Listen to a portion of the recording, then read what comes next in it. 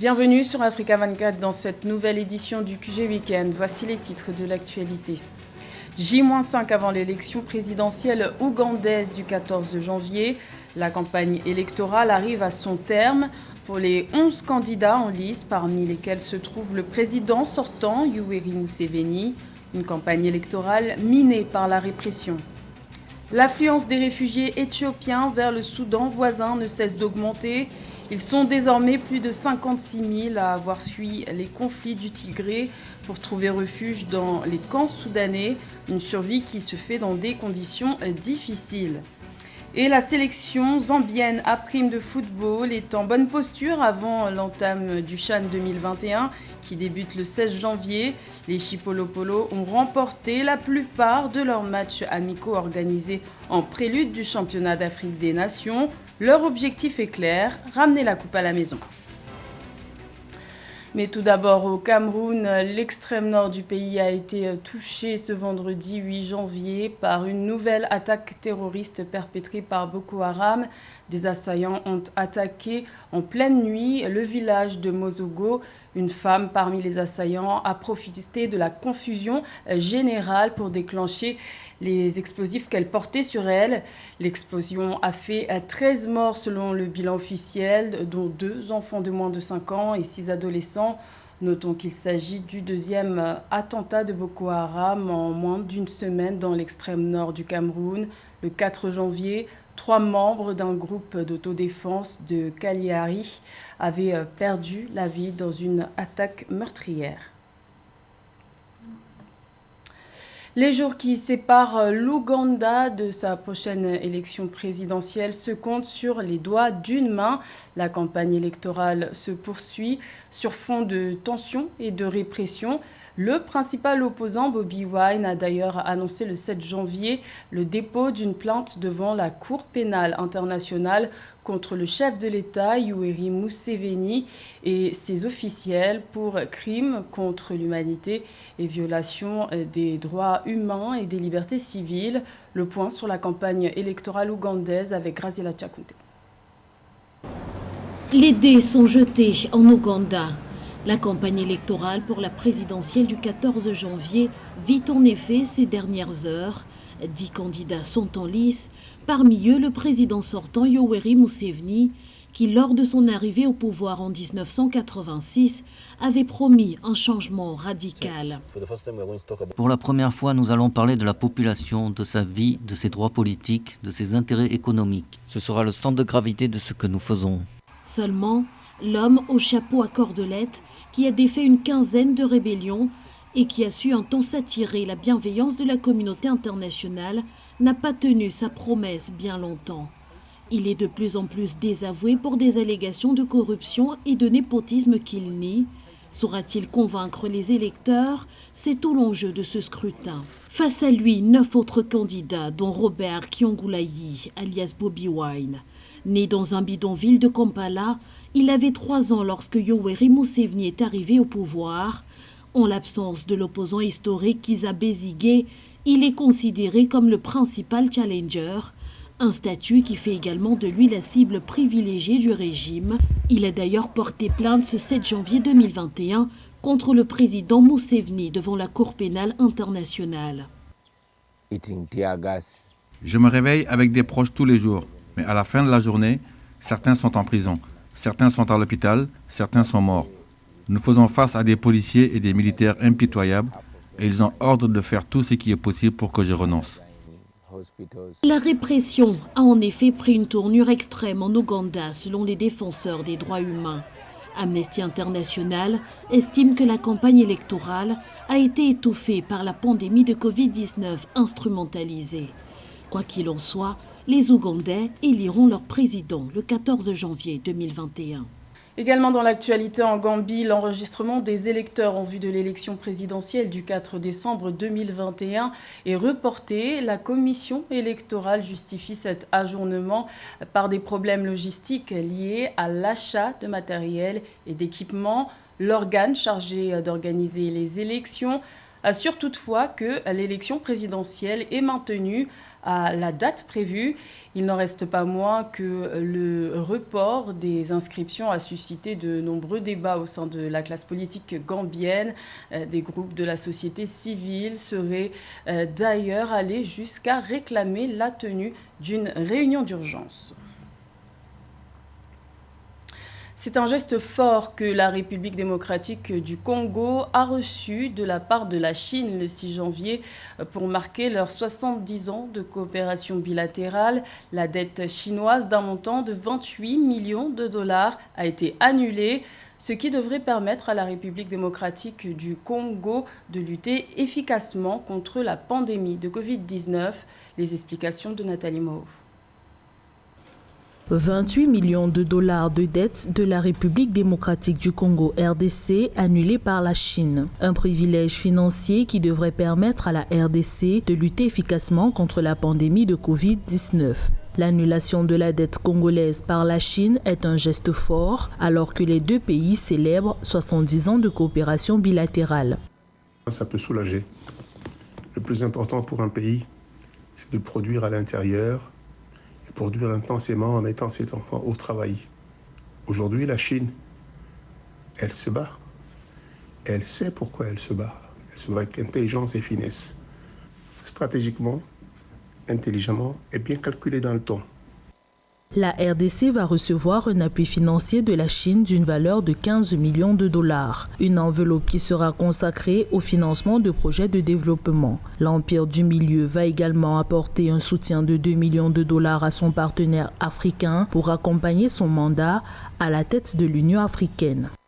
Un pays comme la RDC, c'est de se dire, en même temps que je vais être une opportunité pour la Chine, comment je convertis ce moment de chaleur humaine pour être en mesure de convertir la Chine également comme une opportunité. À l'occasion de la visite du ministre chinois des Affaires étrangères Wang Yi à Kinshasa le 6 janvier 2021, République démocratique du Congo et Chine ont décidé de redynamiser leurs relations. C'est dans cette logique que la commission mixte Chine-RDC sera réactivée dès le premier trimestre 2021. De plus, la RDC a intégré l'initiative chinoise de la route de la soie, dont l'objectif est la facilitation du commerce à travers la construction d'infrastructures de communication. Les conséquences du conflit du Tigré qui a opposé l'armée fédérale aux forces régionales sont lourdes de conséquences. Plus de 56 000 habitants ont fui la région du Tigré en Éthiopie pour se réfugier au Soudan. Leur survie se fait dans des conditions difficiles malgré l'aide humanitaire. Un deuxième camp a d'ailleurs été ouvert le 5 janvier en vue d'améliorer leur situation précaire. Un sujet de Kamesh Katapoulé. Le regard au loin, l'inquiétude reste vive dans les yeux de Nixti. Cette réfugiée éthiopienne était sur le point de donner la vie au moment où le conflit a éclaté au Tigré. La situation devenant préoccupante, la jeune femme a été très vite contrainte de fuir vers le Soudan. Nixti y a finalement accouché en toute sécurité, et ce après 3 jours de marche éprouvante. Quand nous sommes partis, j'avais faim et j'étais fatiguée. Parfois, je tombais au milieu de la route. Je continuais à marcher sans me reposer. Selon le Haut-Commissariat des Nations Unies pour les réfugiés, ils sont, depuis le mois de novembre, plus de 56 000 Éthiopiens à avoir trouvé refuge au Soudan. Face à l'affluence croissante des réfugiés, les Nations Unies ont annoncé ce 5 janvier l'ouverture d'un deuxième camp, celui de Tuneidba, situé à l'est du pays. Un nouveau site qui, pour le moment, n'a qu'une capacité d'accueil estimée à 5 000 personnes. Hébergement, assainissement, eau, les conditions de vie restent difficiles pour ces réfugiés. Le HCR est ferme, davantage de financements sont nécessaires. Une fois de plus, le gouvernement du Soudan maintient généreusement sa frontière ouverte aux réfugiés, mais un soutien supplémentaire est nécessaire pour compléter la réponse des autorités. Malgré le contexte, Nixti tente de garder espoir. La jeune maman aspire au retour de la paix dans son pays. La Confédération africaine de football élira son nouveau président ainsi que les membres de son comité exécutif le 12 mars 2021 à Rabat, au Maroc. Les candidatures ont été examinées les 5 et 6 janvier. 5 candidatures ont été officiellement enregistrées pour le poste de président de la CAF. Parmi elles, 2 ont été validées et une rejetée, celle de l'actuel président Ahmad Ahmad. Les précisions de José Douglas. Et c'est le 12 mars 2021 que nous connaîtrons le nouveau président de la CAF. La commission de gouvernance a donc étudié les 5 candidatures qui ont été officiellement enregistrées pour le poste de président et les 16 candidatures pour les postes de membres du comité exécutif à pourvoir. Pour l'heure, les candidats autorisés sont l'Ivoirien M. Jacques Bernard Daniel Anouma, 69 ans, cadre financier, ancien membre du comité exécutif de la FIFA, ancien président de la Fédération ivoirienne de football et président d'honneur de la Fédération ivoirienne de football. Maître Augustin Manuel Sangor, il est sénégalais avocat, 55 ans, président de la Fédération sénégalaise de football depuis août 2009 et membre du comité exécutif de la CAF depuis février 2018. J'ai tout connu au niveau de la FIFA et surtout à la Confédération africaine de football, dont je suis membre du comité exécutif depuis janvier 2018. Les gens peuvent témoigner des progrès que nous avons aussi faits à la tête du football. La CAF est à la croisée des chemins, a besoin d'un homme d'expérience à sa tête. J'ai noué de relations de confiance avec des présidents de fédérations qui m'apprécient bien et je suis prêt à relever le défi. Quant aux autres candidats, M.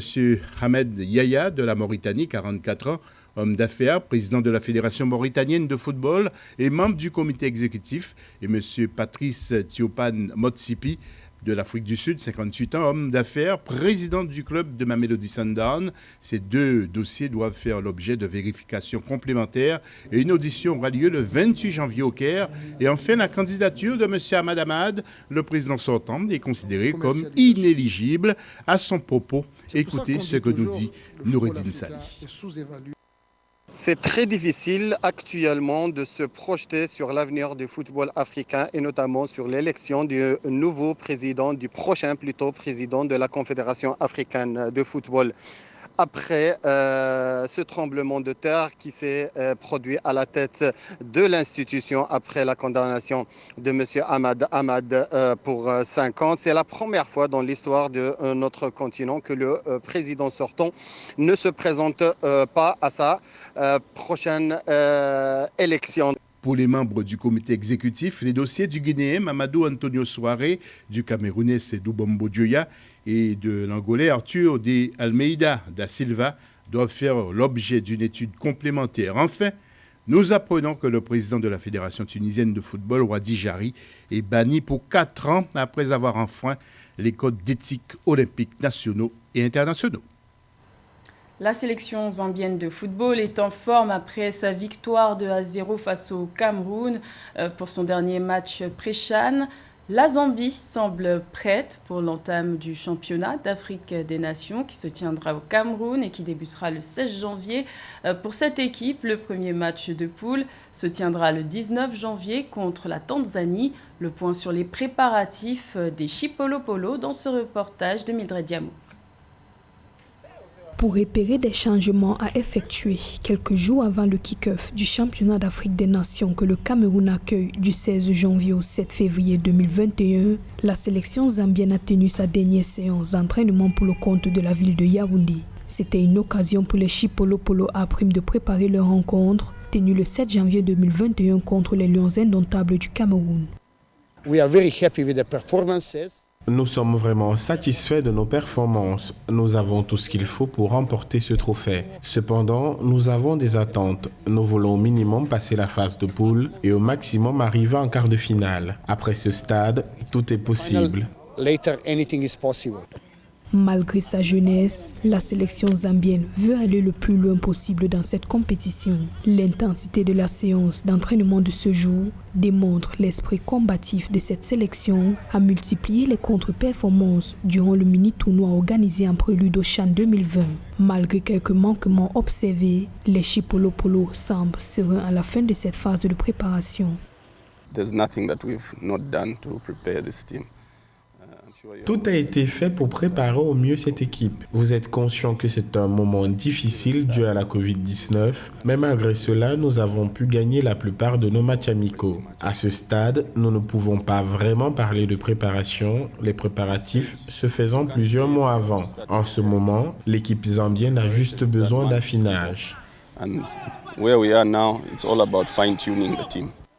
L'esprit serein, les Chipolopolo se disent prêts pour affronter la compétition. Précisons que la sélection zambienne a joué la demi-finale du CHAN en 2009 et les quarts de finale lors des éditions de 2016 et 2018. C'était le journal de la rédaction. Merci de l'avoir suivi. L'information continue sur Africa 24.